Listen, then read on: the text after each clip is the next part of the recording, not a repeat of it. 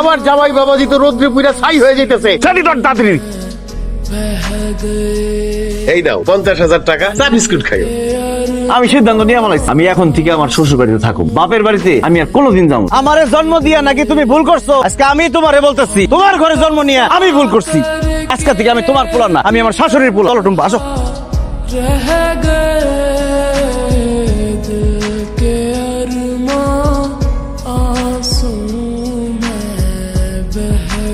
আসসালামু আলাইকুম আব্বাজান, আপনারা সবাই কেমন আছেন? ওয়ালাইকুম আসসালাম। আমরা সবাই ভালো আছি জামাই বাবাজি।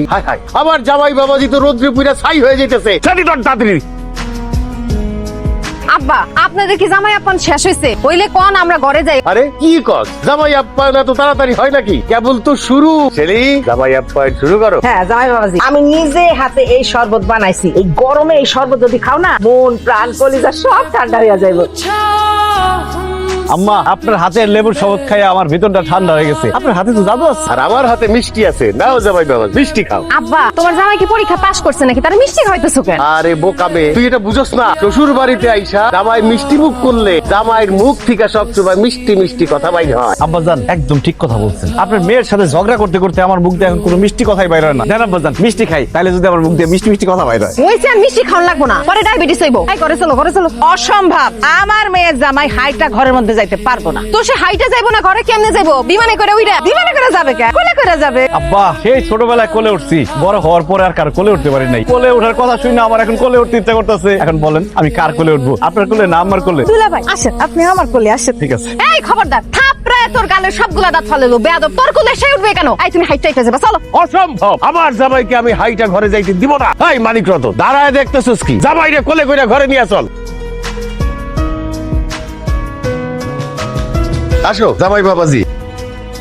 আব্বা, বিছানার উপর ফুল রাখার কি দরকার ছিল? আমাদের তো বাসর হয়ে গেছে। তোমাদের বাসর একবার হইছে, তাতে কি? তুমি আমার মেয়ে জামাই, তোমাদের দরকার হয় 10 বার বাসর হবে। আর ফুল রাখছি, ফুলের ঘ্রাণ দিবা আর আরাম করে ঘুমাইবা। আব্বাজান, আপনি আসলে মানুষ না, আপনি মহামানুষ। আব্বাজান, আপনি আমার যে আদর যত্ন করতেছেন, আমার বাবায় আমার এর অর্ধেক জীবন আদর করা নাই। আপনার আদর যত্ন আর আপ্যায়ন পাইয়া আমি তো আমার বাপ মার নামই ভুলে যেতেছি। বাংলাদেশের সব ছেলের কাছে তার বাপ বড়, কিন্তু আমার কাছে শ্বশুর বড়। এই যে এতদিনে তোমার মাথাটা খুলছে। আমি যে তোমাকে বাড়িতে কইতাম, তুমি তো বুঝতা না ব্যাপারটা। আসলে এই ব্যাপারটা একদিন আমি খেয়াল করি নাই, এখন আমি খেয়াল করতেছি। আব্বাজান, আমি দোয়া করি আপনি যুগ যুগ বাইসা থাকেন। ধন্যবাদ জামাই বাবাজি, অনেক রাত হইছে, যা শুয়ে পড়।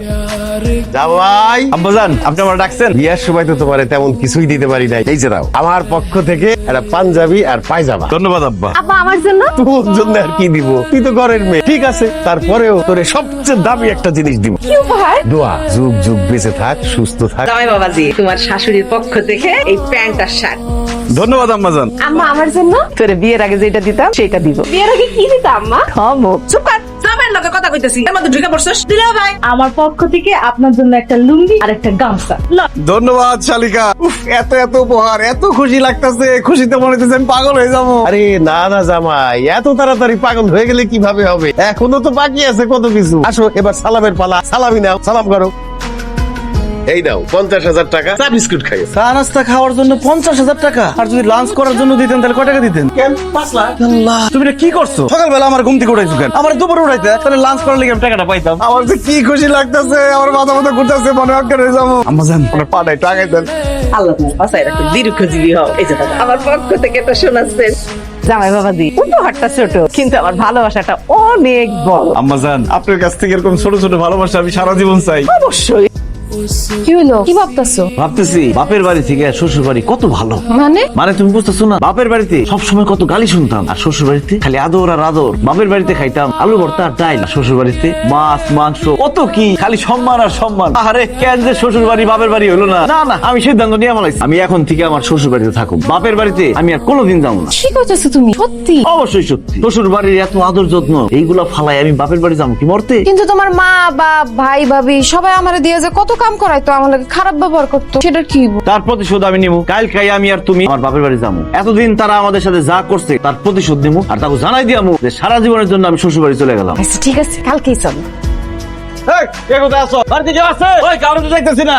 এই কি হইছে? এত চিৎকার তুমি ডাকতেছিস কেন? ডাকতেছি কারণ তুমি যে সারা জীবন আমারে গালাগালি করছো, আমার লগে চিল্লাপাল্লা করছো, সেটার প্রতিশোধ নিতে আইছি। কি কইলি? আমি তোর পা পুরাই আমার উপর প্রতিশোধ দিতে পারিস? অবশ্যই প্রতিশোধ নিবো, কারণ এখন আর তোমার আমি ভয় পাই না। আমার পিছনে আমার শ্বশুরের হাত আছে। তুমি জানি কি বলতে পারে? আমি বলে বেকার ভাদাইম্মা, তুমি যে সারা জীবন কাম করছো, কামের লোক হয়ে কি করছো? সারা জীবন আমাকে আলুর ভর্তা ডাল দিয়ে ভাত খাওয়াইছো, আর তুমি আমার কি কইতা? আমারে জন্ম দিয়া নাকি তুমি ভুল করছো? আমারে জন্ম না দিয়ে যদি এক বস্তা আটা জন্ম দিতা, তাহলে বলে এক মাস খায়া পারতা। আজকে আমি তোমারে বলতেছি, তোমার ঘরে জন্ম নিয়ে আমি ভুল করছি, কারণ আমি স্কুলে না গেলে তুমি আমার মারতা, তোমার কথা না শুনলে তুমি আমার মারতা, আর গালাগালি তো করতে অকারণে। অথচ আমার শাশুড়ি আমার কত আদর যত্ন করে, কত ভালোবাসে। এই জন্য আজকে থেকে আমি তোমার পোলা না, আমি আমার শাশুড়ির পোলা। তুই এইভাবে মারে কথাটা বলতে পারলি? অবশ্যই বলছি, কারণ যেটা সত্য সেটাই বলছি। আর আপনি আমার কি বলতেন? আমার দিয়ে জীবনে নাকি কিছু হইব না, আমি নাকি সারা জীবন না খেয়ে থাকবো। আমি আপনার কইতেছি, আপনার দিয়ে জীবনে কিছু হইব না, সারা জীবন আপনি না খেয়ে থাকবেন।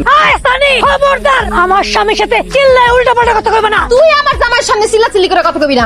এই বাড়িতে আওয়ার পরে তুই আমারে কি কইছিলি? আমি অকর্মা, আমি বেয়াদব, আমি কামসরা, আমার দিয়ে বাড়ির সব কাম করাইছিলি। আজকে আমি তোরে কইতাছি, তুই অকর্মা, তুই কামসর, তুই বেয়াদব। খবরদার বৌমা, আমার বড় পুলার বল লাগার একটা বাজে কথা কইলে তোমারে আর আমার পুলা হারে ধরে বাড়ি থেকে বের করে দেবো। আজকে আমার ঘরে বাড়ি থেকে ঘাড় ধাক্কা দিয়ে বাইর করে দিব। যে না ভাঙ্গা বাড়ি, একটা কথা ক্লিয়ার করে শুনে রাখেন, আজকে থেকে আমি এই ভাঙ্গা বাড়িতে আর থাকুম না। সারা জীবনের জন্য আমি শ্বশুর বাড়িতে থাকবো। এক জায়গায় বেশি দিন পড়ে থাকলে বেশি দাম থাকে না। আমার দাম আমার শ্বশুর শাশুড়ির কাছে ঠিকই থাকবো। তুই আমার বাপ মারে অপমান কইরা, আমার বউরে গালাগালি কইরা আমারে কথা শুনে এই বাড়ি থেকে চলে যাইতেছ। মনে রাখিস, এই বাড়িতে জীবনে আর কোনোদিন তুই ঢুকতে পারবি না। যে না ভাঙ্গা বাড়ি, শোনো আজকে থেকে তোমার মতো ফকির নিরে এই আমার যা ভাগ আছে সব দান করে দিয়ে গেলাম। ফকির নিরা কই টাকাটা খাই, আমি আর এখানে জীবনে কোনো আসবো না। চলো টুম্পা আসো। আমি আপনারে খুঁজা খুঁজা মরতেছি, আর আপনি এইখানে এসে দাঁড়ায় রইছে। বাইরে এসে দাঁড়ায় থাকবো না, করবোটা ঘরের মধ্যে তোমার মাইয়া আর মাইয়া জামাই সারাক্ষণ শুয়ে থাকে। এই কতদিন আর এইখানে থাকবে? এই তোমার মায়া জামাই আর মায়ের বলো তো আমার বাড়ি থেকে চলে যেতে। এটা কি বলে? আমি কেমনে বলি মেয়ে আর মেয়ে জামাইরে বাড়ি থেকে চলে যেতে? আপনি কি বলেন? আমি বলবো না, এইভাবে আমার মেজাজ খারাপ হইতাছে, দেখবে একদিন ঘাট ধাক্কা দিয়ে বাইর করে দিচ্ছি। আচ্ছা ব্যাপারটা কি? টেবিলের মধ্যে কোনো খাওয়ান দাওয়ান না, কেউ খাইতেও আসতেছে না, ঘটনা কি? ঘটনা কি আমি কেমনে কম? তুমি আব্বারে ডাক দাও। আব্বা, ও আব্বা, কি ব্যাপার আব্বা? খাইবেন না? আমার খানা আমি খাই নিছি, তোমার খানা তুমি খায় নাও। কি করেন আব্বা? আপনি তো আমার ছাড়া কোনো সময় খান না। আমার ক্ষুধা লাগছে, আমি খাই ফেলেছি। সমস্যা আছে তোমার? আর প্রত্যেকদিন তোমার সাথে বসে খাইতে হবে এমন কোনো কথা আছে? কি হইলো বুঝলাম না। আম্মা বলছে ভাত আলু ভর্তার ডাল আছে, তাড়াতাড়ি খাওয়া শেষ করো। টাকা রইছো কেন? তাড়াতাড়ি খাওয়া শেষ করো। আম্মা ডাল আলুর ভর্তা এগুলো আগে আনছেন কেন? আগে মাংস, মাছ, পোলাও, ডিম এগুলো আনবেন। যাক মাছ, মাংস, ডিম এগুলো নিয়ে আসেন। আজকে কোনো মাছ মাংস রান্না হয় নাই, এইগুলা দিয়ে তাড়াতাড়ি খাওয়া শেষ করো। কি কইতাছেন আম্মা? প্রত্যেকদিন মাছ, মাংস এগুলো দিয়ে খাইতাম, আজকে একদম ডাল আর আলুর ভর্তা নেমে লোকেন। সেটা আমারে জিজ্ঞাসা না করে তোমার মনরে জিজ্ঞাসা করো। খাওয়া শেষ হলে দুইজন মিলা প্লেট বাটি ধুয়ে রাখবা। টুনি তুই এনে শুয়ে রইছিস কেন? এই আমার ঘুম আসতেছে, এর লিগে আমি হুইয়া রইছি। আমার বিরক্ত করিস না তো, যা। তুমি কিন্তু বেয়াদবি করতেছো। আমার শ্বশুর আব্বা নিজে আমারে বলছে এই রুমে ঘুমাইতে। যাও।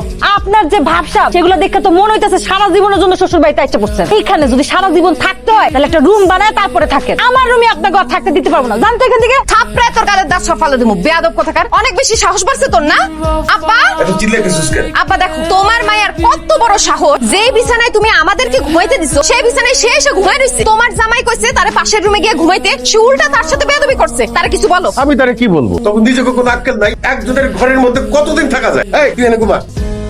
না, শ্বশুর বাড়ির আপ্যায়নের উপর কোনো ভরসা নাই। বৃষ্টির মতো এই আছে এই নাই। আগে শ্বশুর আমার সাথে কত মিষ্টি মিষ্টি কথা বলতো, শাশুড়ি আদর করতো, এখন সবাই খালি বিরক্ত হয়। কথার মধ্যে কোনো রসকস নাই। এর থেকে আমাকে বাড়ি ভালো। আমার আব্বা আম্মাই আমার সাথে যতই খারাপ ব্যবহার করে তাও কথার মধ্যে রসকস আছে, আপন আপন লাগে। না, শ্বশুর বাড়িতে আর থাকুন দেবো না। এই খারাপ, এই তুই বাড়িতে ঢুকছস কেন? কে তুই? কে আমি মানে? আমি তোমার ছেলে সানি। আরে কেন তোর আব্বা? আমি তো তোর আব্বা না, তোর আব্বা তো তোর শ্বশুর। আব্বা আম্মা আসলে ও সত্যি সত্যি মজা করছে, আপনারা এইসব মনে নিয়েন না। এই চলো তো ঘরে চলো। এই সম্ভব, আমি জীবনে কোনোদিন আমার ঘরে তোমার ঘরে ঢুকতে দিব না। ভাইজান, এটা আপনি কি কথা কইলেন? আপনার ঘর মানে? ভাইজান আপনি কিন্তু ভুলে যাইবেন না, এই সহায় সম্পত্তির অর্ধেক ভাগ সে পায়। তুমিও ভুলে যাও না, তোমার স্বামী সেই অর্ধেক ভাগ আমার নামে দান করে গেছে। ভাইজান আমি তো সেটা মজা করে বলছিলাম, এমনি এমনি। তুমি এমনি এমনি কইছো, আর আব্বা এমনি এমনি তার নিজস্ব সম্পত্তি সবকিছু আমাকে নামে দলিল করে দিছে। তুমি এক টুকরা মাটিও পাইবে না এই বাড়ির। হ্যাঁ ভাবি, আপনি এসব কি বলতেছেন? আব্বা আপনি কি সত্যি সত্যি ভাইজানদের সব জায়গা তুমি লিখে দিচ্ছেন? হ্যাঁ দিছি তো, তুই নিজে মুখে কইছস। আব্বা আমি তখন ভুল করছি, সাবা মারতে গিয়ে বেশি কিছু বইলা বলাইছি। আমি আর আমার শ্বশুর বাড়িতে থাকবো না, আমার সহায় সম্পত্তি বাড়িঘর সবকিছু ফিরাই দেন, তাহলে আমাকে রাস্তায় ভিক্ষা করা ছাড়া আর কোনো উপায় থাকবো না। আব্বা ভাবি আপনার সব কাজ আমি করে দিমু। বাড়ির যা কাজ আছে আমারে দিয়া করেন ভাবি। তারপরে আমগো এই বাড়িতে থাকতে দেন, আমগো এই বাড়িতে বাইর করে দিয়েন না। তোমরা কই থাকবা, কই যাইবা, কি খাইবা সেটা তোমাকে ব্যাপার। এখন এই মুহূর্তে এই বাড়ি থেকে বাইরে হয়ে যাও। আটি ঝাঁটা যা আছে সেগুলো পিঠা বাইর করে দে। কান্তাছিস কেন? আম্মা, আমার শ্বশুর বাড়ির মানুষেরা আমগো বাড়িতে বাইর করে দিছে। আমার শ্বশুরে আমার বড় ভাসুরের নামে জায়গা জমি বাড়ি সব লেখা দিছে। শ্বশুর বাড়ি থেকে তোকে তাড়ায় দিছে, তাহলে তোর এখন কই যাবি? আমগো তো যাওয়ার কোনো জায়গা নাই। আব্বা, তোমাকে বাড়িতে আমগো তো আশ্রয় দাও না। আশ্রয় না হয় দিলাম, আমার তো বয়স হয়েছে, কোনো মতে ছোটখাটো একটা ব্যবসা বাণিজ্য করে সংসার চালাই। তোরা দুইজন বৈশা বৈশা খাবি, আমি তো এটা পারুম না। আমার ঘরে আপনার বসায় খাওয়াতে হবো না, আমি কাজ করুন, আমার বউয়ের যাবতীয় খরচ, আমার যাবতীয় খরচ আমি কাজ করে রোজগার করুন। আপনি খেলে আমাকে একটু থাকার জায়গা দেন। সারা জীবন বাপের ঘাড়ে বসে খাইছো, বিয়ের পর শ্বশুরের ঘাড়ে বসে খাইতেছো। তুমি কি কাজ করবা? কিছু পারো তুমি? যে কোনো একটা কাজ আমি খুঁজে বাইর করুমি, লাগলে আমি আপনার ঘরে সব কাজ করে দেবো। এইটা একটা ভালো কথা বুঝ। আমার বাড়িতে কয়েকটা গরু আছে, এখন থেকে তুমি যদি আমার গরুগুলি দেখাশোনা করো, ঘাস কাইটা করে ঘাস খাওয়াইবা, বাড়ির যাবতীয় কাজকর্ম করবা, তাইলে তোমাকে আমি আশ্রয় দিতে পারি। আব্বা, আমি অবশ্যই করুন, আপনি যা কইবেন আমি তাই করব। ঠিক আছে, তাইলে কালকের থেকে তুমি গরুগুলার দেখাশোনা করবা, ফসল ফলাইবা, বাড়ির যাবতীয় কাজকর্ম করবা। বিনিময়ে আমি তোমারে কিছু টাকা দিব, আর তোমাদের থাকার জায়গা দিব, 2 বেলা খাওয়ান দিব। ঠিক আছে? ঠিক আছে আব্বা।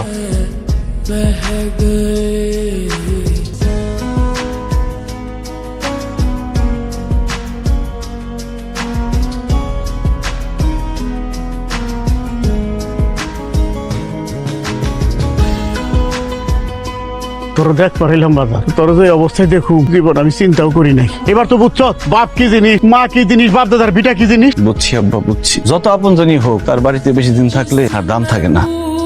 মারে, তোরা যাওয়ার আগে আমারে আর তোর মারে মাফ করে দিয়ে যাইস। কেন আব্বা? যখন আমি বুঝতে পারলাম যে তুমি তোমার বাবার সাথে ঝামেলা করে আমার বাড়িতে একবারে উঠে আসছো, তখন আমার মনে হইলো যে তোমারে যদি আমি অতিরিক্ত আদর আপ্যায়ন করি, তাহলে তুমি কিছুতেই বুঝতে পারবা না যে তোমার বাবা মা তোমার কত পরম ধন, যে পিত্রালয় মানুষের পৃথিবীর মধ্যে সবচাইতে শান্তির স্থান। সেই জন্য আমি তোমারে ইচ্ছা কইরা তোমার সাথে খারাপ ব্যবহার করছি, যাতে তুমি পৃথিবীটাকে বুঝো, বাস্তবতা বুঝো। বাপ মা ছাড়া পৃথিবীতে আপন কেউ নাই।